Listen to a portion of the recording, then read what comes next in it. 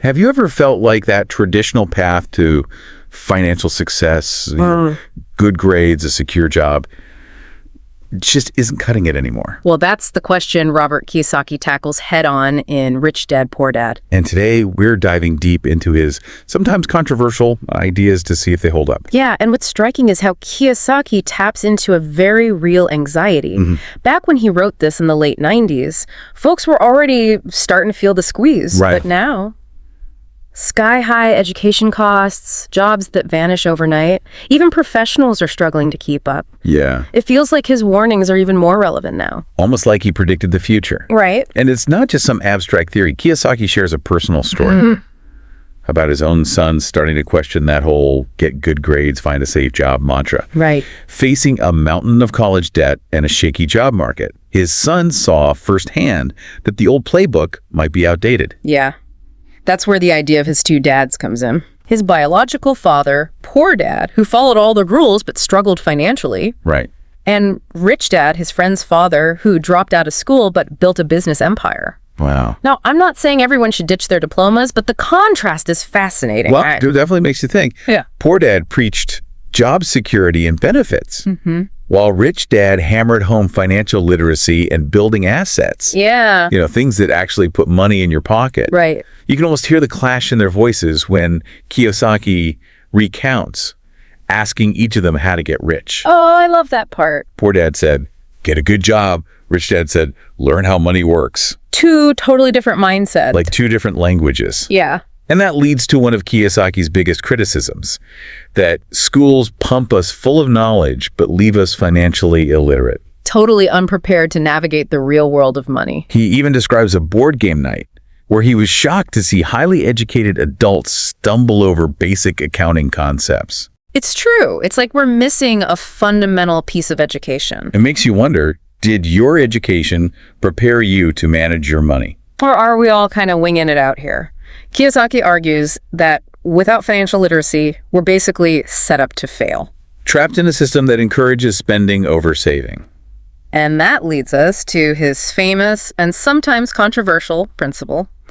The rich buy assets, the poor only have expenses, and the middle class buys liabilities they think are assets. Right, that gets thrown around a lot, but what does it actually mean for you and me? That's where his simple but effective explanation of cash flow comes in. Yeah. It's all about where your money's going. Assets like rental properties or dividend-paying stocks put money in your pocket. Right. Liabilities like that shiny new car that depreciates the moment you drive it off the lot take money OUT. He emphasizes that the middle class often falls into the trap of buying things that look like assets. You know, a big house, a fancy car. Exactly. But are actually liabilities because they drain their income instead of generating it. And he uses these childlike diagrams to illustrate the flow of money, and honestly, it's brilliant in its simplicity. I love how visual it is. It really highlights how your money can either work for you or against you. And that's where Kiyosaki drops another bold statement. Mind your own business. Now, he doesn't necessarily mean quit your job and become an entrepreneur. Right. He's talking about building your own asset column alongside your job. Okay, so your job is how you earn. But your business is how you build long-term wealth through smart investments. Like, think of Ray Kroc, the founder of McDonald's. Okay, yeah. Kroc's real business wasn't actually selling burgers. It was accumulating income-producing real estate. He saw the real value was in the land under each McDonald's. Kiyosaki says we can apply that same thinking to our own finances. So think about it. What's your business outside of your 9-to-5? Is it rental properties? A side hustle? Investing in the stock market? Whatever it is, Kiyosaki urges us to focus on growing that asset column to achieve true financial freedom. Now, this is where things get a bit more complex, because Kiyosaki is a big advocate for using corporations to protect assets and minimize taxes. He argues that the rich use the legal and tax advantages of corporations to their advantage. Okay. One key benefit he highlights is limited liability. So if your business goes south, your personal assets are protected. Exactly. So it's not just about making money, it's also about safeguarding what you've earned. Now, Kiyosaki doesn't dive into the nitty-gritty details here, Right. but he definitely sparks that curiosity to do a little more research on the power of corporations. It's almost like he's saying, hey, this is a whole other layer of the game, go explore it. Which brings us to what Kiyosaki calls Developing Financial Intelligence. He lays out 10 steps to awaken your financial genius. And some of them are incredibly powerful, even if you don't agree with everything he says. One that really struck me was overcoming the fear of losing money. I think we all struggle with that to some degree. Oh, absolutely. But instead of just saying start early, he goes a step further and suggests starting with small, manageable investments to build confidence and get comfortable with the idea of risk. It's like dipping your toes in the water before diving into the deep end. And speaking of mistakes, he emphasizes learning from them. He tells this great story about a Texan who lost millions in a failed venture. Oh, yeah, that's a good one. Now, most people would be crushed, for sure. But this guy, he turned that financial loss into a tourist destination and ended up making even more money. I love that story. It's a brilliant example of turning a failure into a win. It really is, makes you think. Have you ever had a financial setback that you learned from? Kiyosaki also stresses the importance of finding mentors, people who are already successful in areas you want to learn from. Yeah. He learned about tax lien certificates from a government employee who was investing in them herself. Wow. It highlights the value of seeking out knowledge from those who've already walked the path you want to take. He even suggests taking someone like that out to lunch and picking their brain. Yeah. It's a great reminder that mentors can come from unexpected places. Yeah. It's like the old saying, when the student is ready, the teacher appears. Right. And sometimes those teachers are right under our noses. Another step that resonated with me is Kiyosaki's belief in teaching to learn. Okay. He argues that when you teach something, it forces you to understand it on a deeper level. It's like you have to really organize your thoughts. Yeah. And articulate the concepts clearly to explain them to someone else. Exactly. So what if you tried explaining these ideas to a friend or family member? Right. You might be surprised by how much it solidifies your own understanding. And hey, you might even spark their financial journey in the process. Exactly. Now, I'm a little skeptical of some of Kiyosaki's claims, particularly when he talks about how the rich use corporations to their advantage. Mm-hmm. It feels a bit like he's oversimplifying things, don't you think? I see your point. He definitely paints a picture of corporations as these powerful tools for wealth creation and asset protection, but he doesn't really delve into the complexities and potential downsides. Right. It's important to remember that setting up and running a corporation can be time-consuming and expensive, and it's not a magic bullet for everyone. And he also encourages readers to mind their own business, which sounds great in theory, Right. but I imagine a lot of people listening might be thinking, where do I even start? That's a valid concern. Kiyosaki doesn't really provide a step-by-step guide, Yeah. but he does emphasize the importance of finding a formula that works for you and mastering it. He compares it to baking bread. You follow a recipe to get a consistent result. Okay. Whether it's real estate or starting a business or investing in the stock market, Right. the key is to find a strategy that aligns with your skills and interests. He even uses the analogy of walking, saying you have to lean forward and become unbalanced to move ahead. It's an interesting way to think about taking calculated risks, right? Right. But it also makes me wonder if that approach is too risky for someone just starting out. That's a great question, and it's where I think it's crucial to apply some critical thinking to Kiyosaki's ideas. While I admire his entrepreneurial spirit and his willingness to challenge conventional wisdom, Right. not all of his advice is universally applicable. It's important to assess your own risk tolerance, your financial situation, and your long-term goals before diving headfirst into any investment strategy. He also talks about the importance of overcoming cynicism, what he calls the chicken little mentality. I think we've all encountered those naysayers who always focus on the negative and find reasons why something won't work. Absolutely. And he argues that doubt and fear can be incredibly expensive, causing you to miss out on opportunities. He shares an anecdote about a friend who backed out of a real estate deal due to fear, and later criticized Kiyosaki for investing in what he perceived as, risky tax lien certificates. Ironically, Kiyosaki was earning a much higher return than his risk-averse friend. It's a good reminder that sometimes the biggest risk is not taking any risks at all. Exactly. And he emphasizes self-discipline as the number one factor separating the rich from everyone else. He argues that people who lack self-control will always struggle financially because they allow external sources to dictate their choices. He's pretty blunt about it too, saying that people with low self-esteem and low tolerance for financial pressure can't become rich. Yeah. I'm not sure I agree entirely, but he definitely highlights the importance of developing mental toughness when it comes to money. It's about taking ownership of your financial decisions and not letting fear or impulsivity drive your actions.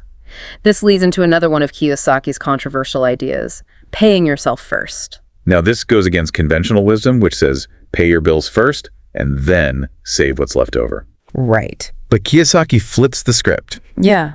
arguing that you should pay yourself first, even if it's just a small amount, and then find ways to cover your other expenses. Honestly, I've tried this, and it is a bit of a mind shift. It does challenge the traditional budgeting approach. Right. Kiyosaki believes that the pressure of having to cover your expenses after paying yourself will actually motivate you to be more creative and resourceful. Oh.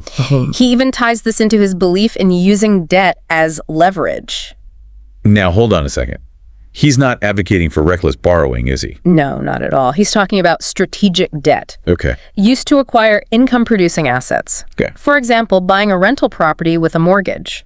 The tenant's rent helps pay off the debt, and you eventually own an asset that generates cash flow. Right. Of course, this requires discipline and a deep understanding of how debt works, but it can be a powerful tool for wealth building.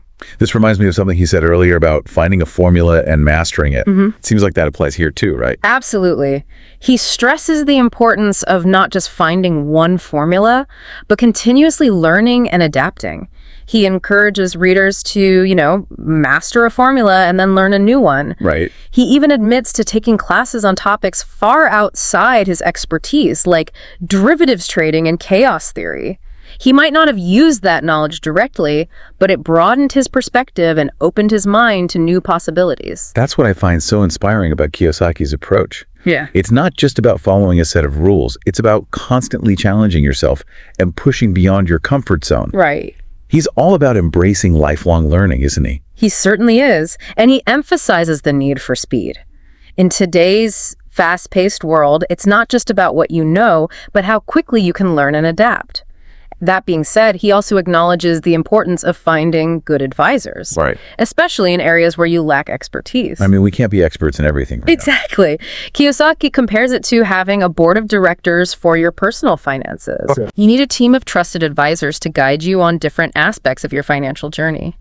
He also stresses the importance of finding a good broker, someone who's truly invested in helping you achieve your goals, not just earning commissions. He even warns that most brokers are just salespeople, which is a bit disheartening. Yeah, it's a harsh reality, but it's important to be aware of. He advises looking for a broker with a proven track record, someone who invests in their own education Right. and is willing to take the time to educate you. It sounds like finding the right broker can be a game changer, just like finding the right mentor. Absolutely. And speaking of getting the most out of your investments, Kiyosaki introduces this intriguing concept of being an Indian giver. Now, he's not using the term in a derogatory way. Wait, what? Indian giver? What does that even mean in this context? He's referring to the idea of getting your money back as quickly as possible when you invest. Sophisticated investors, he argues, always ask, how fast do I get my money back? Yeah. And what do I get for free? So it's not just about the overall return on investment, but also about the speed of that return. Exactly. He gives the example of buying a condo in foreclosure for $50,000, immediately renting it out, and then using the rental income to recoup his initial investment quickly. Once he got his money back, he essentially owned the condo for free, and it continued to generate cash flow.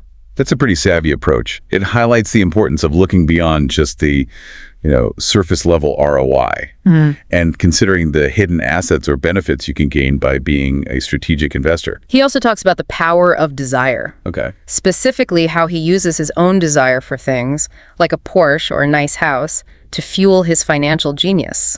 So it's about harnessing your wants and using them as motivation to invest wisely. Precisely. Instead of buying those things on credit and falling into the debt trap, he lets that desire motivate him to find investments that will generate the income to pay for them without going into debt. It's a brilliant way to turn your desires into fuel for your financial success. He even tells this great story about his friend's son who desperately wanted a new car. Oh, yeah. And instead of just giving him the money, his friend used it as an opportunity to teach his son about investing. He gave him $3,000 to buy and sell stocks, promising that if he could double it to $6,000, he could buy the car. and the original $3,000 would go into his college fund. Talk about turning a potential expense into a valuable learning experience. And it worked. The son might not have gotten rich overnight, Right. but he learned some important lessons about the stock market and the importance of financial discipline. It's awesome. It's a great reminder that we can use our own desires, and even our children's desires, to teach valuable financial lessons. Kiyosaki also talks about the need for heroes, people we admire and want to emulate. As a kid, he looked up to baseball legends, wanting to know everything about their stats and their stories and their strategies. Right. He believes we can apply that same kind of hero worship to the world of finance. He encourages us to find financial heroes, people who have achieved the level of success we aspire to, Okay. and study them. He even shares his own financial heroes, people like Donald Trump, Warren Buffett, and Peter Lynch. He reads their books, he follows their investments, and he tries to understand their decision-making processes. Do you have any financial heroes, people you look up to and learn from? That's a great question. I think it's crucial to find individuals who resonate with your values and inspire you to reach your full potential, regardless of their specific field. He argues that by having heroes, we tap into a source of, raw genius. We start to believe that if they can do it, so can we. And he stresses the importance of finding heroes who make it look easy, not those who overcomplicate things and make success seem unattainable. It's about finding inspiration and motivation, not intimidation. Exactly. He wants to empower people to show them that financial success is within reach Right. if you're willing to learn and take action. Another powerful step Kiyosaki outlines is teaching to learn. He believes that one of the best ways to solidify your understanding of a concept is to teach it to someone else. Right. He says, teach and you shall receive. The more you teach, the more you learn. He encourages us to share our financial knowledge with others, Right. teach our kids about money, have conversations with our friends, and help to raise the overall level of financial literacy in our communities. And he even learned about investing in tax lien certificates by finding a government employee who was doing it herself and taking her out to lunch. Wow, so simple. She was happy to share her knowledge and expertise, and Kiyosaki was able to apply that knowledge to find some great investment opportunities. It's a reminder that mentors and teachers can come from the most unexpected places. So it's really about paying it forward, isn't it? Yeah. Sharing what you've learned with others can not only benefit them, but also deepen your own understanding. And that brings us to Kiyosaki's final point, the importance of taking action. Right. He emphasizes that all the knowledge in the world is useless if you don't apply it. He's got a point there. It's one thing to read about financial strategies, Right. but quite another to actually put them into practice. Exactly. Kiyosaki urges readers to start small, take those initial steps, and keep moving forward. Yeah. He even shares an inspiring story about helping a friend figure out how to pay for his 4 children's college education. Oh, I remember that one. It involved some creative real estate maneuvering, didn't it? It did. They found this house in a prime location for $79,000. Okay. Put down only $7,000 and rented it out. Wow. The rental income covered the mortgage and expenses, and they eventually used the appreciation in the house's value to fund those college tuitions. It's a fantastic example of thinking outside the box and taking action to overcome a seemingly insurmountable financial challenge. Really shows that sometimes the most unconventional paths can lead to the most rewarding outcomes. And ultimately, that's what Kiyosaki wants to convey. Money, he says, is simply an idea. Okay. If you want to change your financial situation, you need to change your thinking. It's about shifting your perspective, challenging the assumptions you've been taught about money. Right. Do you really believe that working a 9 to 5 is the only way to build wealth? Or are you ready to explore alternative paths, create a financial future that gives you more options and freedom? Rich Dad, Poor Dad is a call to action, a challenge to question everything you thought you knew about money and success. And it all boils down to one key takeaway. Financial literacy is not a luxury. Right. It's a necessity. We need to equip ourselves with the knowledge and skills to navigate this increasingly complex financial world. So take the time to educate yourself. Find your financial heroes, develop your financial intelligence, and start taking control of your future today. The power is in your hands. It is.